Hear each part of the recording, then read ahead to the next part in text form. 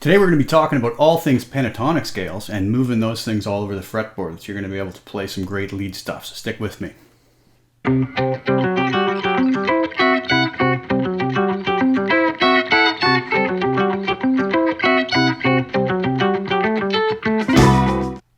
All right, so one of the things that I came across for all my years teaching guitar was people having this burning desire to be able to play really amazing lead parts over the whole fretboard. A lot of them dove in to different instructional material, whether it be YouTube videos or books or what have you, and they always came across the same thing, this pentatonic scale, right, that we've all seen. Anybody who's attempted to play lead guitar has come across the pentatonic scale. Well, first of all, what's a scale? Let's talk about this. Well, a scale is quite simply just a series of notes that are going to, I guess we could say, sound good together. That's a bit of a subjective term, that they sound good. What sounds good to some might not sound good to others. But a scale is basically a sequence of notes that's going to fit maybe a particular context, okay? So lead guitar players use these because it allows to put together a series of notes that's going to be musical.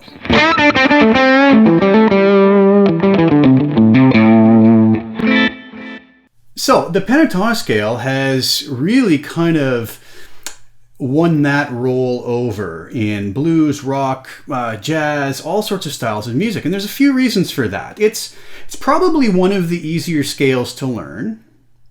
And it's probably one of the easier scales to sound good with when improvising, because it only has 5 notes. That's the penta part of the pentatonic scale. The big problem being that most people learn one pentatonic pattern, usually this one right here.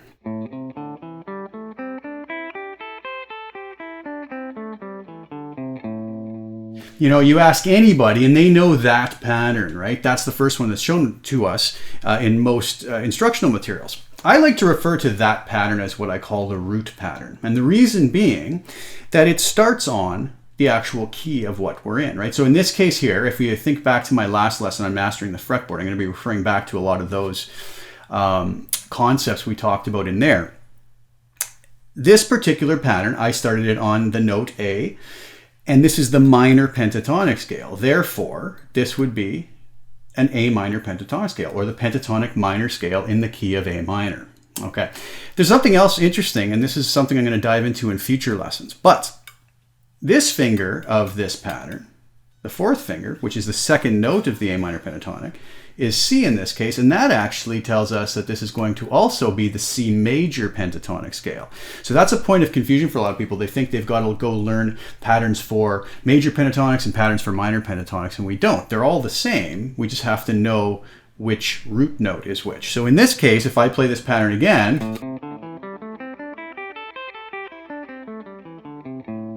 if I'm playing that over top of an A minor chord,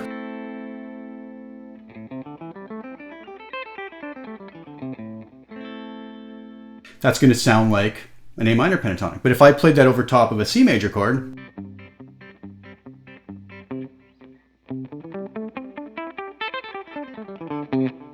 that's going to be a C major pentatonic. You notice I didn't play anything different. I just kind of played it over a different chord, got that sound into your ear, and then played that and landed on the C, and all of a sudden a C major pentatonic. We're going to discuss that in a future lesson, so don't worry about it. But the nice thing is we know we kind of get dual purposes out of this scale once we understand it. Here's the problem. Most players get stuck right here. And everything they play, all the licks,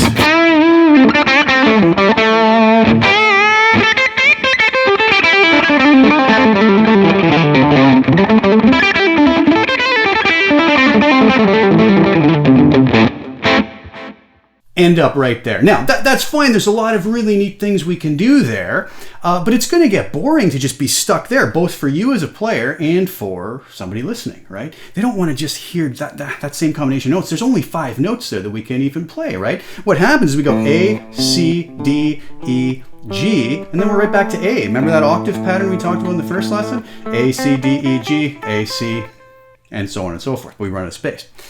Well, some players get adventurous and they start moving a little bit outside. They realize, hey, wait, if I move back here, those notes work too. And then on this side of the scale, those notes work. So all of a sudden you see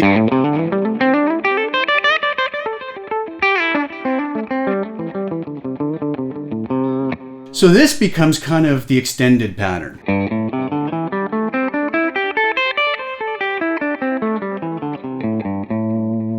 That everybody learns. And there's nothing wrong with that. It's great, it sounds fine, and we get a little bit of movement throughout the scale to different parts of the fretboard, and everybody's happy, and they kind of stick there. And one of my big pet peeves is watching players kind of just get stuck there. I'm watching, if I'm watching a pedal demo on YouTube or a piece of equipment demo on YouTube, and the player's playing and they're soloing, and it's always just stuck there, right? And then they might just take that, and then you see them go way up here. And all they're doing is repeating the same pattern back here, just an octave higher. And it's like, well, what about all of this stuff going on back here and in here? That's what our goal is going to be here, is to master that and then look at some seriously amazing concepts to move ourselves around the fretboard and access these 5 notes absolutely anywhere over the whole fretboard. If I'm up here, I want to be able to access them there. If I'm back here, with open strings, whatever. I want to be able to access those notes anywhere. How do we do that? Okay. There's going to be 5 patterns in total that we need to know to cover the entire fretboard, okay? And the thing we want to remember is this. First finger, fourth finger, and it's a little tough to get up, but first finger, third finger, okay? With those 2 patterns, what I call 1-4 or 1-3, okay? And that's just taken by numbering our fingers. 1, 2, 3, 4, okay?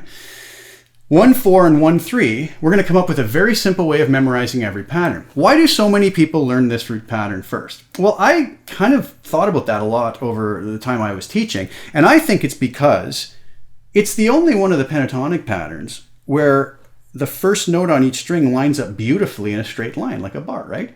We use our first finger all the way down, so that makes it nice and easy. Well, let me express this scale pattern that a lot of you probably already know. If you do, great. We're going to move on in a minute. If you don't, we'll learn it also. I think of this pattern as 1-4, 1-3, 1-3, 1-3, 1-4, 1-4. 1-4, 1-3, 1-3, 1-3, 1-4, 1-4. And you'll see why. I'm just referring to the fingers I'm going to use. Starting at the 5th fret, key of A minor. 1-4, 1-3, 1-3, 1-3, 1-4, 1-4.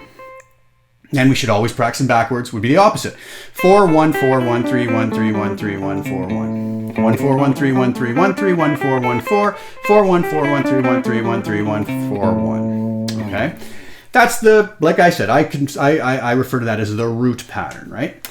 Well, what if we can take that same concept and say, okay, well, let's break out of that and let's figure out other sequences of 1-4 and 1-3 that we could use to create every pentatonic pattern covering the whole fretboard. Keep in mind, all these patterns I'm about to show you are all in the same key, so they can be used together. That's a very important point to remember. I'm not switching keys here. So if I'm playing over that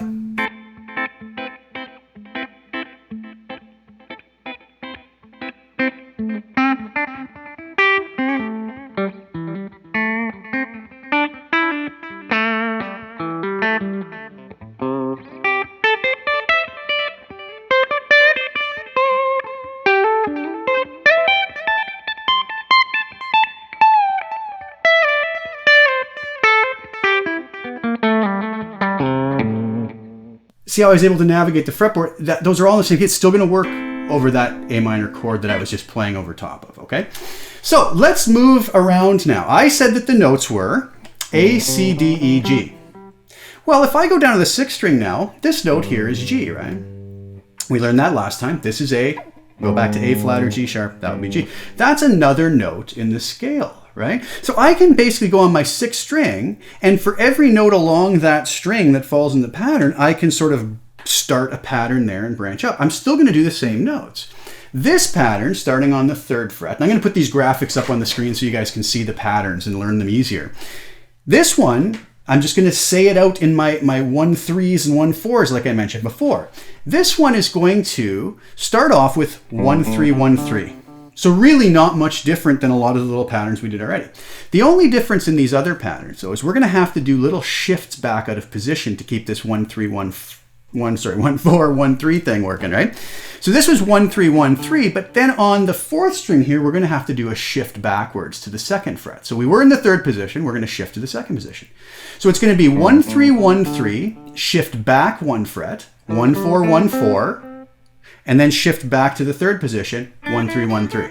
Okay, so really we have a 1 3 1 3 here on the bottom two strings, a 1 3 1 3 here on the top two strings, and in the middle we have a 1 4 1 4 but shifted back to the second position. So again, I would think of it like this: 1 3 1 3, shift back, 1 4 1 4, shift forward, 1 3 1 3. Does this mean that we always have to use our pinky or always have to use our third finger? No, we can use whatever finger we want once we get comfortable with this. But this is more just to get ourselves used to the idea of memorizing the scales, thinking in fingers, right?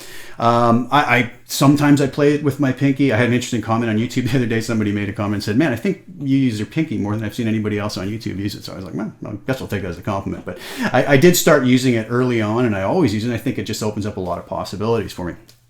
So again, 1 3 1 3, shift back, 1 4 1 4, shift forward, 1 3 1 3. All right, so those two patterns work beautifully together.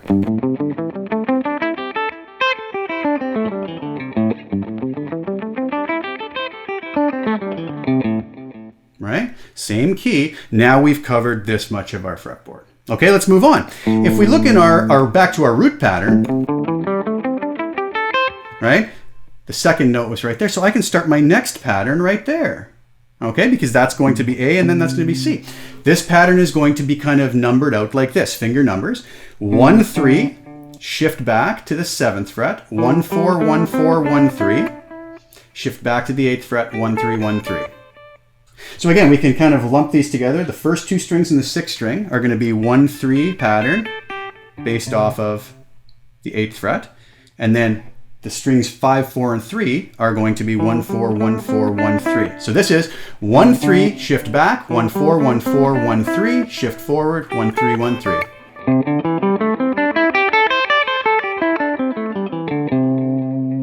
Simple enough. So now we have 3 patterns. 1 3 1 3, shift back, 1 4 1 4, shift forward, 1 3 1 3. We have 1 4 1 3 1 3 1 3 1 4 1 4. And we have, starting at the 8th fret, 1 3, shift back, 1 4 1 4 1 3, shift forward, 1 3 1 3. All together.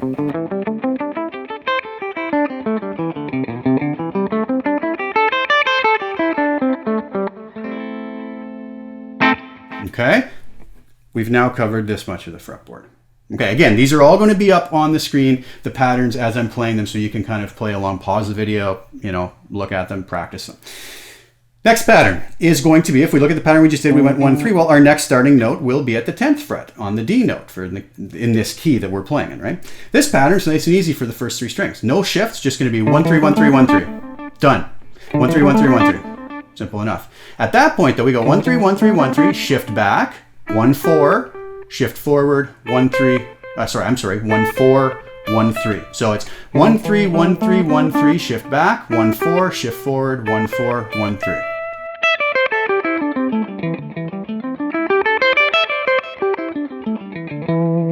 If you notice there, I used my third finger instead of my fourth. That's fine once you're used to the patterns, you can do that. But trying to keep it, the 1 3s and the 1 4s at first is going to be a pretty good way to go about doing it. Okay, let's go one more pattern. Okay, so we've done this one, 1 3 1 3, shift back, 1 4 1 4, shift forward, 1 3 1 3. Next pattern, 1 4 1 3 1 3 1 3 1 4 1 4. Next pattern, 1 3, shift back, 1 4 1 4 1 3, shift forward, 1 3 1 3. Starting at the 10th fret, next pattern, 1 3 1 3 1 3, shift back, 1 4, shift forward, 1 4 1 3. And then the last pattern is going to be starting at the 12th fret, and it's going to go 1 4 1 4, 1 3 1 3, shift forward, 1 3, shift back, 1 4. Okay? In all now, here's what we have.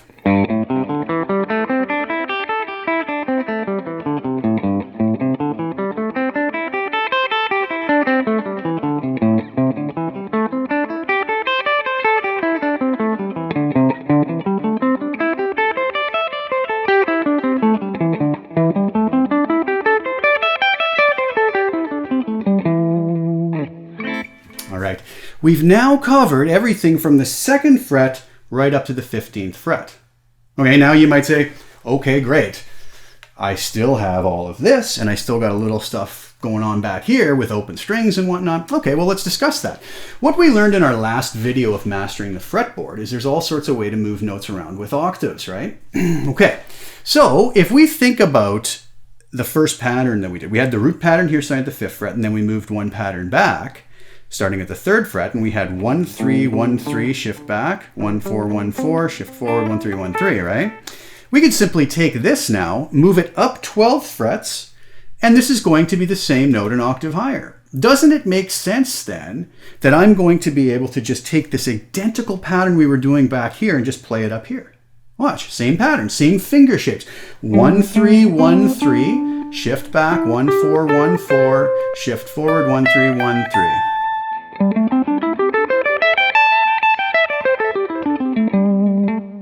Very simple. Same pattern.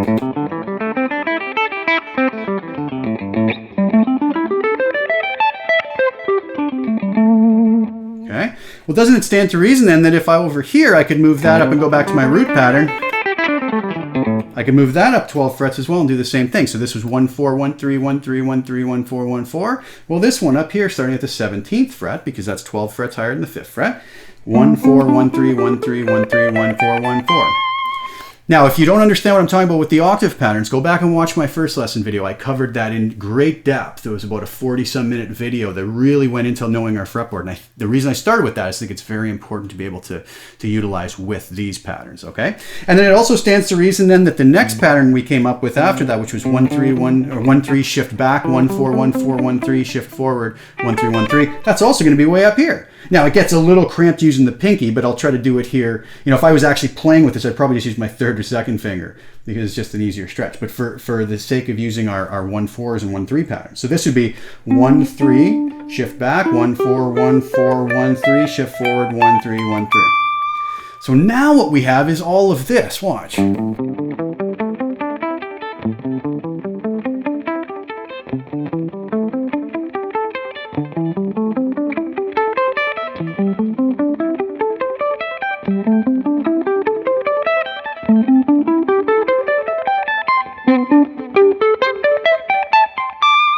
It's a little bit tight up there.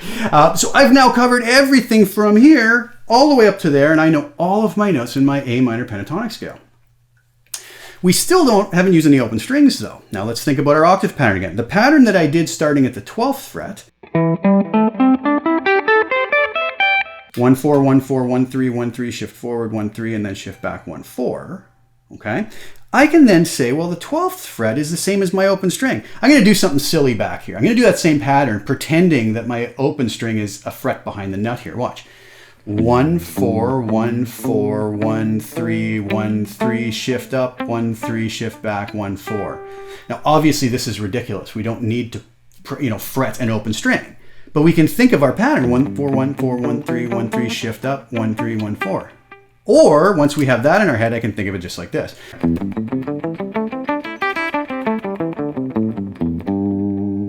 Simple enough. I've now covered my entire fretboard with the pentatonic scale.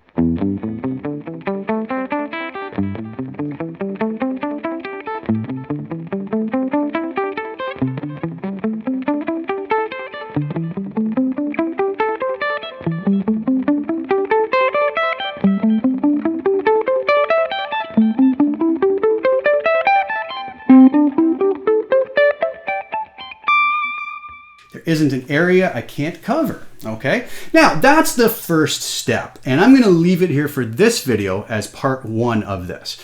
Next part 2, we're going to be talking about ways we can take that and break out of just this movement here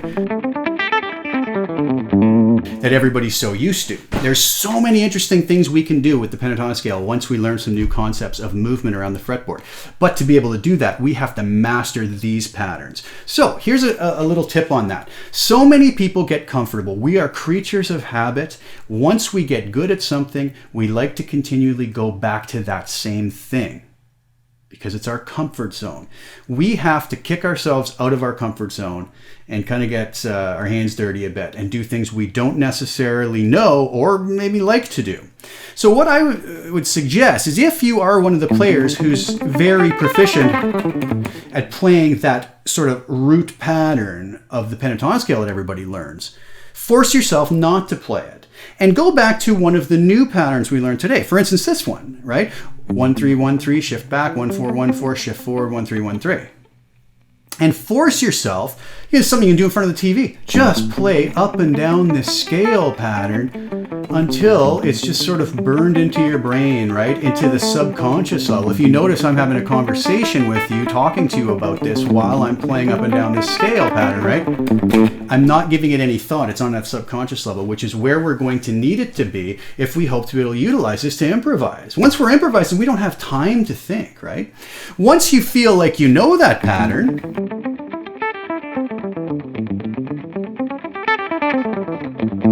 then it's time to say, okay, I'm going to try to improvise with it. And one of the most important things I've told my students over the years is, when you're doing something new, don't overwhelm yourself. If you remember in the first video, I said, break things down into small pieces, manageable bite-sized pieces that are going to be easier to digest. So you could set yourself up with a looper, play a C major chord or an A minor chord, whatever's going to work over top of this, or underneath, this scale. A minor is great because it's going to blend beautifully. It's going to give you a little bit of that darker sound to it. And then just split the pattern into maybe the top three strings, right? Where we'd start there and have 1-4, 1-3, 1-3. And just force yourself to improvise with those.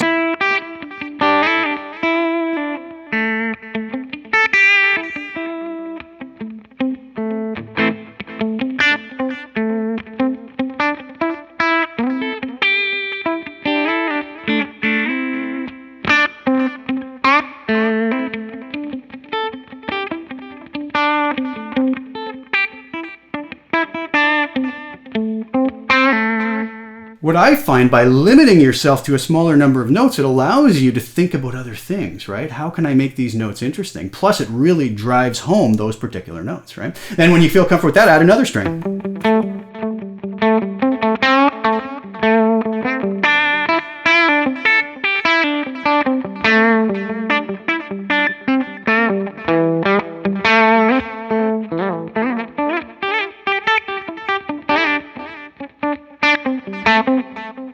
Whatever you want to do with it, I'm just messing around. Then add another string or just mess around with the whole pattern.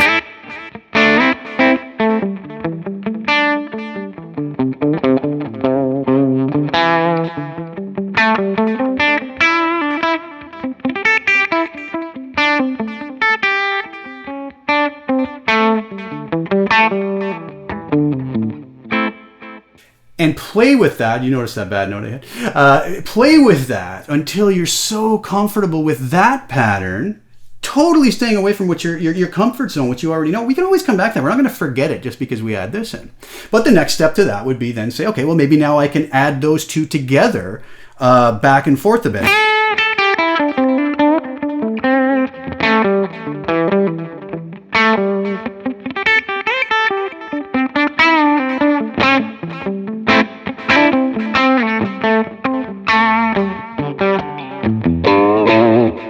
Okay, and then get used to that. Then say, oh yeah, I've got that. However long this takes. If this takes a week on each pattern, that's fine. If it takes a month on each pattern, that's fine. If it takes a day or an hour on each pattern, that's fine too. Everybody's going to learn at a different speed, and it's perfectly fine. But as long as we're seeing forward advancement, improvement, we're going to be good.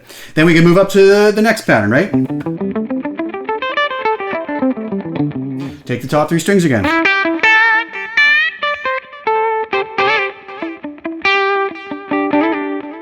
Mess with that for a while. Add another string to it.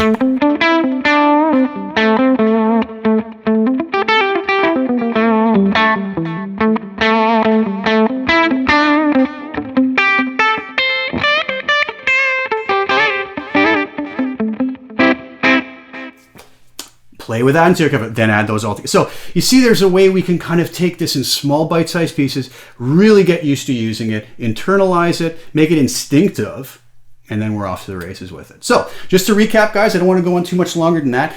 What we're going to do next with these is going to require us to have a pretty good feel for what we just talked about today and the ability to move those around.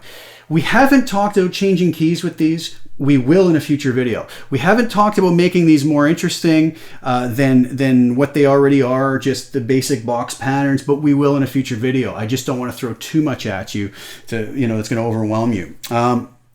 So again, go back in the video, look at the graphics I put up with these 1-4 and 1-3 patterns.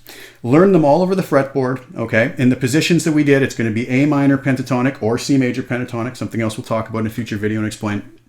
Get to know those, internalize them all over the place. Next time, we're going to blow it wide open and come up with all sorts of concepts to be able to move these around in musically interesting ways and just to give us a lot more variety to our playing, okay? Really hope that helped you guys. Please hit the subscribe button, like and share the video, and I'm going to be doing a lot more of these, and I'm really hoping to be able to help everybody to really expand their playing and move this around. I'm also going to be doing some videos that are just more beginner stuff, rhythm guitar-based videos. I'm not getting to that yet, but I will. I just need more hours in the day to kind of get through all of it. All right. Thanks again for your support, everybody, and we'll talk to you soon.